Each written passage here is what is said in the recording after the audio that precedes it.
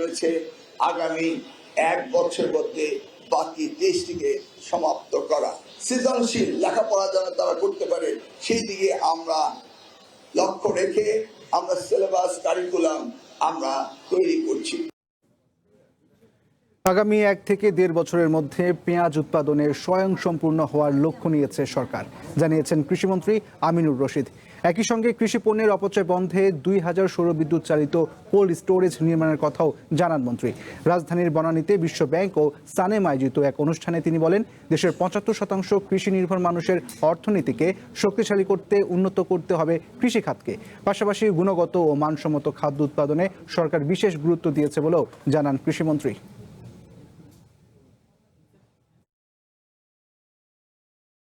বাংলাদেশের 75% মানুষ কৃষির উপর নির্ভরশীল বা সরাসরি জড়িত আছে। সুতরাং এই সরকার এবং আমি ব্যক্তিগতভাবে মনে করি 75% মানুষের ইকোনমিকে যদি শক্তিশালী করতে হয়, কৃষিকে শক্তিশালী করতে হবে। কৃষিকে শক্তিশালী করার জন্য আমাদেরকে কিছু সুদূর প্রসারী প্ল্যান নিতে হবে, যেটা বাংলাদেশ সহ সারা বিশ্বের সাথে সামঞ্জস্যতা থাকবে। গণমাধ্যমে বস্তুনিষ্ঠ দৃষ্টিভঙ্গি না থাকলে স্বাধীন কমিশন গঠন সম্ভব নয়, মন্তব্য করেছেন তথ্য ও সম্প্রচার মন্ত্রী জহিরুদ্দিন স্বপন। তিনি বলেন, গণমাধ্যম সমাজের আয়না, তাই এর নিখুঁত থাকা জরুরি। সকালে সংবাদপত্রের কালো দিবস উপলক্ষে রাজধানীর চলচ্চিত্র ও প্রকাশন অধিদপ্তরে আয়োজিত সেমিনারে অংশ নিয়ে এসব কথা বলেন তিনি। গণমাধ্যম প্রতিষ্ঠানকে সভ্যতার সঙ্গে প্রতিযোগিতার সামঞ্জস্যতা রাখতে হবে জানিয়ে তথ্যমন্ত্রী বলেন, মতাদর্শের ভিন্নতা থাকলেও দেশ ও মানবতার কল্যাণে ঐক্যবদ্ধ থাকতে হবে। গণমাধ্যম কমিশন গঠনের তৎপরতা বেগবান হচ্ছে বলেও জানান তথ্যমন্ত্রী।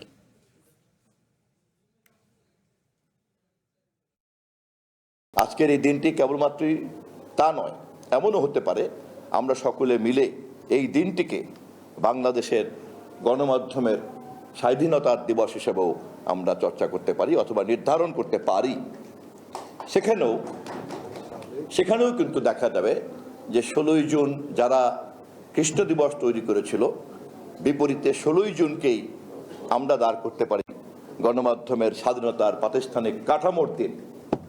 সম্ভবত ফ্যাসিবাদ এবং স্বৈরতান্ত্রিক মানসিকতার বিপরীতে গণতান্ত্রিক মূল্যবোধের এর চাইতে কোনো মধুর প্রতিশোধ আর হতে পারে না।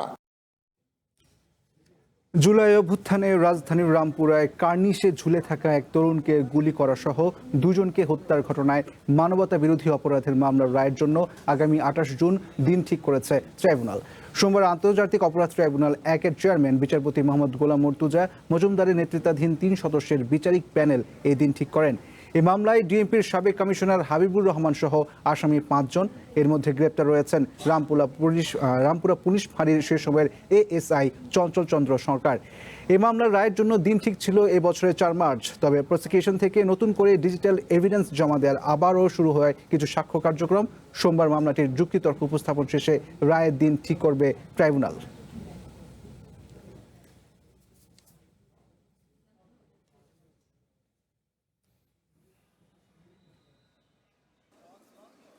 কন্টেন্ট ক্রিয়েটর তৌহিদ আফ্রিদিকে রাজধানীর ওয়ারী থানার প্রতারণার মামলায় গ্রেপ্তার দেখানো হয়েছে। সোমবার ঢাকার মেট্রোপলিটন ম্যাজিস্ট্রেট হাসান শাহাদাতের আদালত তদন্ত কর্মকর্তার আবেদনের প্রেক্ষিতে এই আদেশ দেন। মামলার তদন্ত কর্মকর্তা আদালতে জানান, প্রতারণা চক্রের সদস্য নিশাদুজ্জামান নিশাদের জিজ্ঞাসাবাদে তৌহিদ আফ্রিদির সম্পৃক্ততার তথ্য পাওয়া গেছে। তদন্তের স্বার্থে তাকে গ্রেপ্তার দেখানো প্রয়োজন বলে আবেদনে উল্লেখ করা হয়। পরে উভয় পক্ষের শুনানি শেষে আদালত গ্রেপ্তারের আবেদন মঞ্জুর করেন। গত বছরের 24শে অগস্ট বরিশাল থেকে তৌহিদ আফ্রিদিকে গ্রেপ্তার করে সিআইডি। বর্তমানে তার বিরুদ্ধে হত্যা মামলা সহ একাধিক মামলা বিচারাধীন রয়েছে।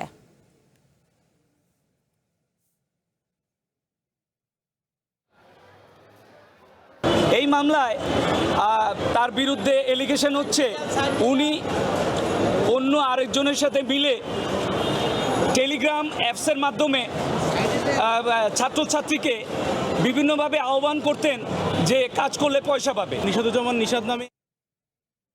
প্রধানমন্ত্রীর তথ্য উপদেষ্টা ডাক্তার জাহিদুর রহমানের ভারত থেকে ফিরে আসার বিষয়ে পররাষ্ট্র মন্ত্রণালয়ে ব্রিফিং চলছে। সরাসরি চলে যাচ্ছি সেখানে।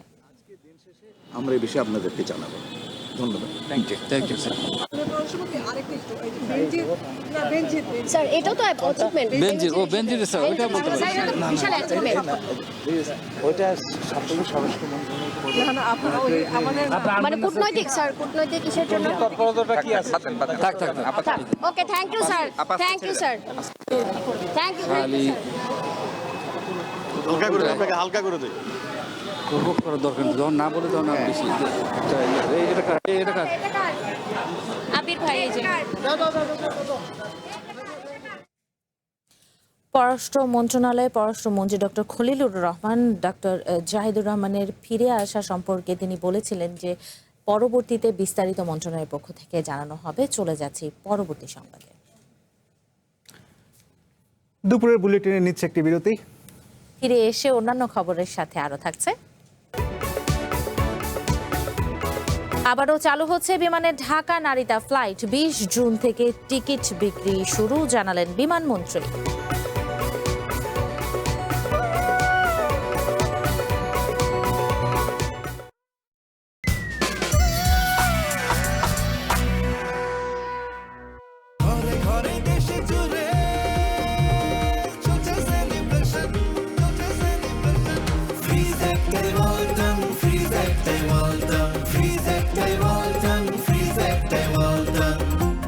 এভাবেই কোটি কোটি মানুষের ঘরে দেশ জুড়ে ফ্রিজ একটাই, ওয়ালটন।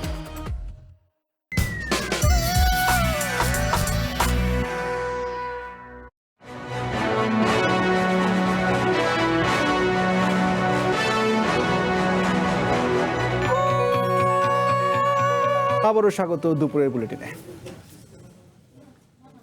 আগামী জুলাই মাসের মধ্যে ঢাকা নারিতা ফ্লাইট শুরু হবে বলে জানিয়েছেন বেসামরিক বিমান পরিবহন ও পর্যটন মন্ত্রী আফরোজা খানম। বলেন, বন্ধ হওয়ার সব রুট চালু করতে চায় সরকার।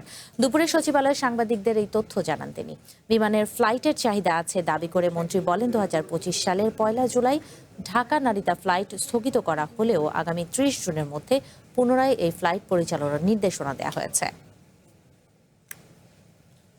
ইনশাল্লাহ 27 জুলাইয়ের মধ্যে আমরা শুরু করব। নারিতা বিমান যেটা যাচ্ছে নারিতাতে, সেটা আমাদের অনারেবল স্টেট মিনিস্টারও এটা নিয়ে কাজ করছেন। যে অব্যবস্থাপনা ওইটাকে ফিরিয়ে আনতে কিন্তু সময় লাগবে। টাইমলাইন করা আছে, 16 ডিসেম্বর করা ছিল, কিন্তু সেটা নিয়ে আমরা এখনো কাজ করছি, আমরা এখনো কাজ চালিয়ে যাচ্ছি। অটোরিকশা কিনতে ধার করা টাকা ফেরত না দিতেই চট্টগ্রামে মা মেয়েকে খুন করেছে। গ্রেপ্তারের পর তেজু বড়ুয়া এমন স্বীকারোক্তি দিয়েছে বলে জানান জেলা পুলিশ সুপার মোহাম্মদ মাসুদ আলম। এ সময় খুনের ঘটনায় ব্যবহার হওয়া ছুরি ও মোবাইল উদ্ধার করা হয়েছে। রবিবার চট্টগ্রামের আনোয়ারায় নিজ বাড়িতে খুন হন অ্যানি বড়ুয়া ও তার মেয়ে প্রিয়ন্তী বড়ুয়া। পরে স্থানীয়দের তথ্য ও মোবাইল ট্র্যাক করে অভিযুক্ত রিমন বড়ুয়া প্রকাশ তেজু বড়ুয়াকে গ্রেপ্তার করে পুলিশ। দুপুরে এই বিষয়ে সংবাদ সম্মেলনে কথা বলেন পুলিশ সুপার মাসুদ আলম। তিনি জানান, অটোরিকশা কিনতে 1,70,000 টাকা ধার করেন তেজু। এই লেনদেনের স্টাম্প ছিনিয়ে আনতে গিয়ে সুজন বড়ুয়ার স্ত্রী ও মেয়েকে খুন করে তেজু বড়ুয়া।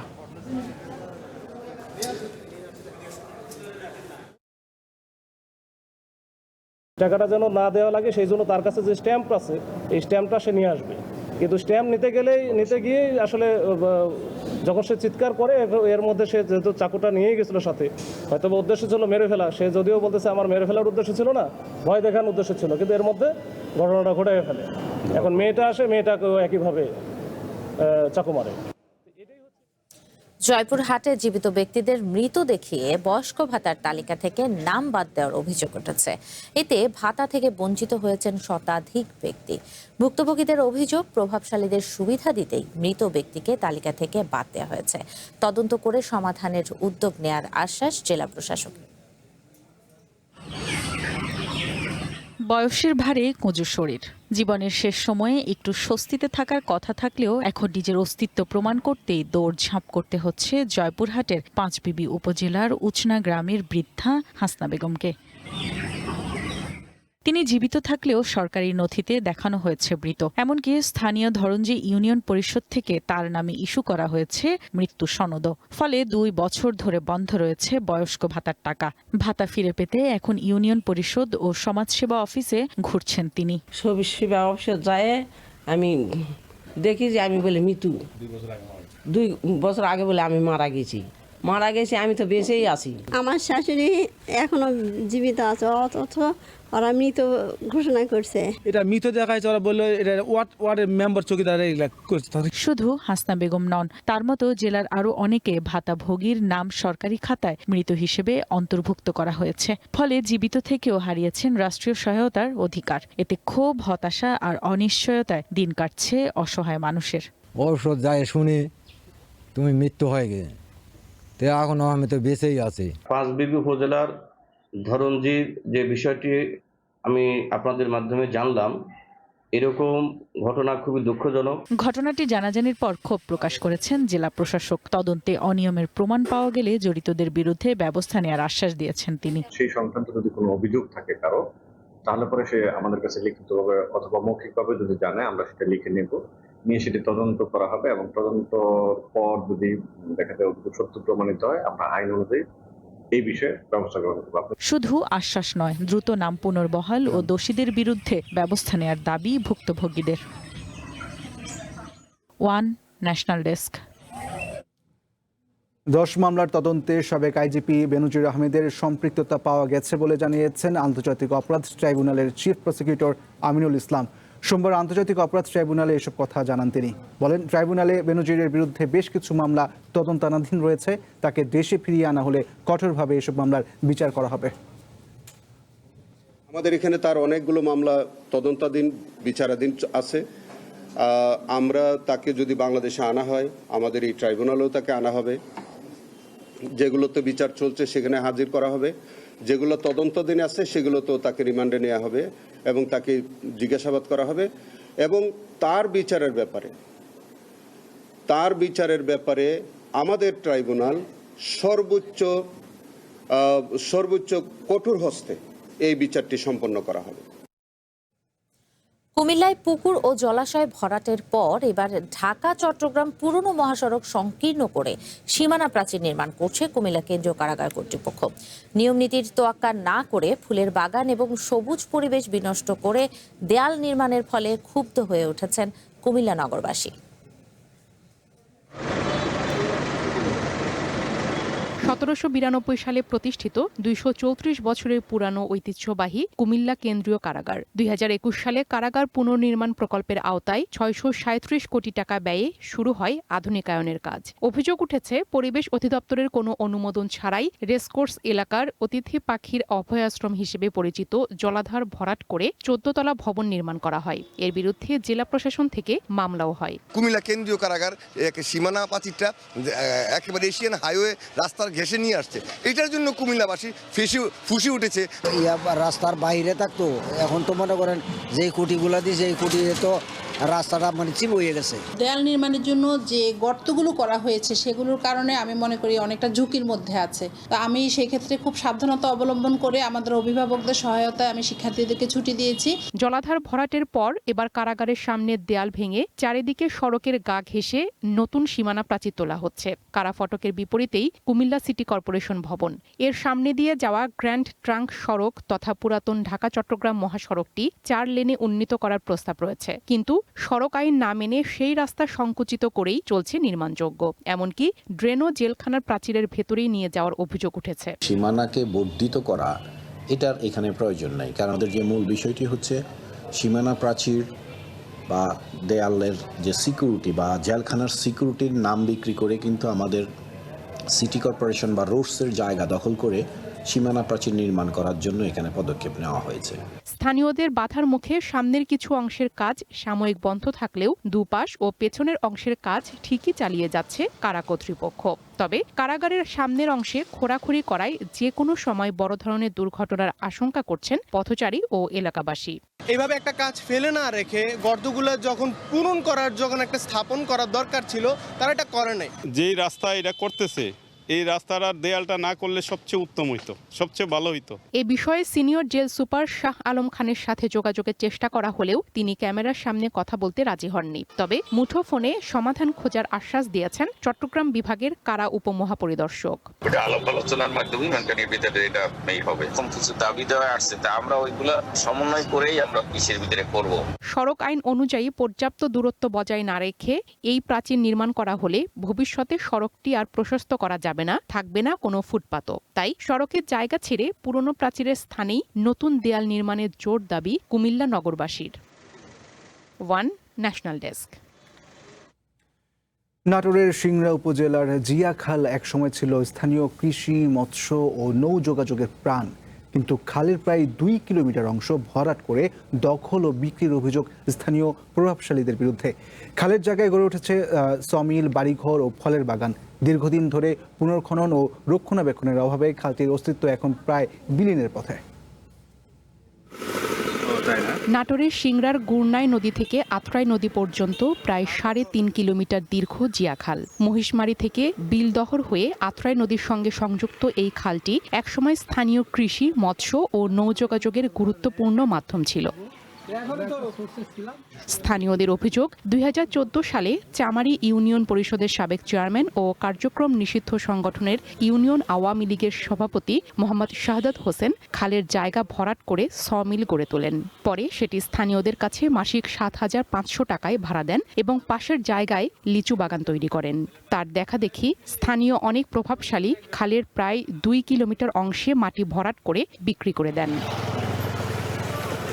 খাল দখলের বিষয়টি স্বীকার করে সাবেক চেয়ারম্যান শাহাদাত হোসেন বলেন, তিনি মাত্র 6% জায়গা দখল করেছেন। সরকার খাল খননের উদ্যোগ নিলে তিনি জায়গা ছেড়ে দেবেন।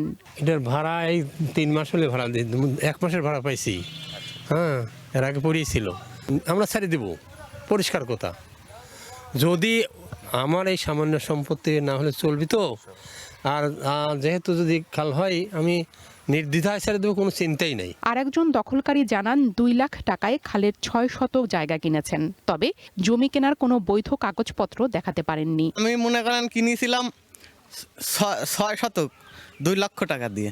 এরকম ওষার জায়গা নাই দেখি এখানে মাটি কাটিয়ে মনে করেন হলো ওষার জায়গা, এই জন্য মনে করেন বাড়ি করেছি। একসময় পানি প্রবাহিত হলেও প্রভাবশালীদের দখল ও ভরাটের কারণে খালটির অস্তিত্ব প্রায় হারিয়ে গেছে। খালটি দ্রুত পুনঃখননের দাবি স্থানীয়দের। এরও গাং ছিল আগে, এখন বাড়ি খাল হয়েছে। গাঙ্গে একটা গরু নামবি, তা নামার বুদ্ধি নাই। চেয়ারম্যানের জায়গা সামনে যে জায়গাটুকু এইভাবে দখল নিয়ে এইভাবে আমরা আগের মতো যে খাল ছিল সেই খাল আমরা এখন বর্তমান কাটি চাই। বিএডিসি কর্তৃপক্ষ জানায় খালটি পুনঃখননের জন্য প্রকল্পে অন্তর্ভুক্ত করা হয়েছে। অনুমোদন পেলেই উদ্যোগ নেওয়া হবে। আমরা বিএডিসি এই খালটি পুনঃখননের জন্য প্রকল্প অন্তর্ভুক্ত করেছে। প্রকল্পটি ডিবিভুক্ত আছে। ডিবিপি অনুমোদিত হলে এটাই আমরা বিএডিসি পুনঃখননের ব্যবস্থা গ্রহণ করবে। দ্রুত পুনঃখনন সহ প্রয়োজনীয় ব্যবস্থা নিয়ে খালটিতে আবারও প্রাণ ফিরিয়ে আনার দাবি এলাকাবাসীর। One national desk. দুপুরের বুলেটিনে নিচ্ছে আরেকটি বিরতি। ফিরে এসে অন্যান্য খবরের সাথে থাকছে।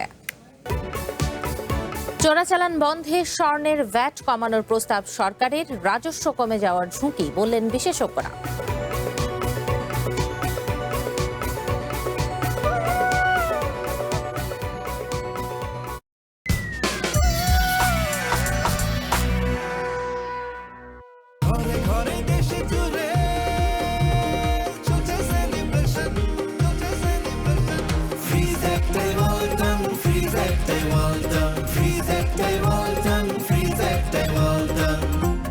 এভাবেই কোটি কোটি মানুষের ঘরে দেশ জুড়ে ফ্রিজ একটাই, ওয়ালটন।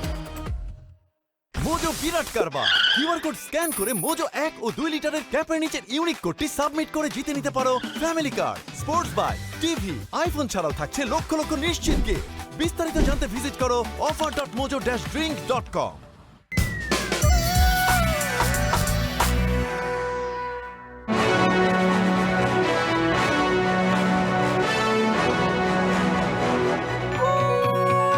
আবারও স্বাগত দুপুরের বুলেটিনে। আজ 1433 বঙ্গাব্দের পয়লা আষাঢ়, রূপসী বাংলার চিরন্তন ঋতু বর্ষার প্রথম দিন। গ্রীষ্মের দাপট কাটিয়ে প্রকৃতিতে সজীবতা ছড়াতেই বর্ষার আগমন। পয়লা আষাঢ়কে ঘিরে রাজধানী সহ দেশের বিভিন্ন স্থানে আয়োজন করা হয়েছে সাংস্কৃতিক অনুষ্ঠান সহ নানা আয়োজন। গান, নাচ ও আবৃত্তিতে বর্ষা বরণ করছেন সংস্কৃতি প্রেমীরা। ঋতু পরিবর্তনের এই দিনে নতুন প্রাণ ফিরে পায় প্রকৃতি। কৃষিজীবী মানুষের জীবনেও বর্ষা বয়ে আনে নতুন সম্ভাবনা ও স্বস্তি। এবার প্রকৃতিতে কিছুটা আগেই এসেছে বৃষ্টির মৌসুম। জ্যৈষ্ঠের শেষ দিনেও সারা দেশেই কম বেশি বৃষ্টি হয়েছে। আবহাওয়া অফিস জানিয়েছে আজও রাজধানী সহ দেশের বিভিন্ন অঞ্চলে বৃষ্টির সম্ভাবনা রয়েছে।